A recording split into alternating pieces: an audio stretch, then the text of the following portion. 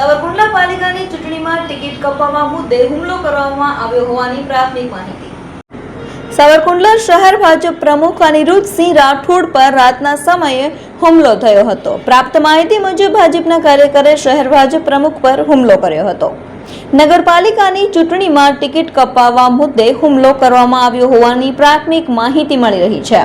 સાવરકુંડલાના Mahuva road પર માથાકૂટ બાદ બે કાર્યકરો દ્વારા માર માર્યો હોવાની માહિતી મળી રહી છે। ભાજપના બે કાર્યકરો દ્વારા ગાળો આપી માર માર્યો હોવાની પ્રાથમિક માહિતી મળી હતી।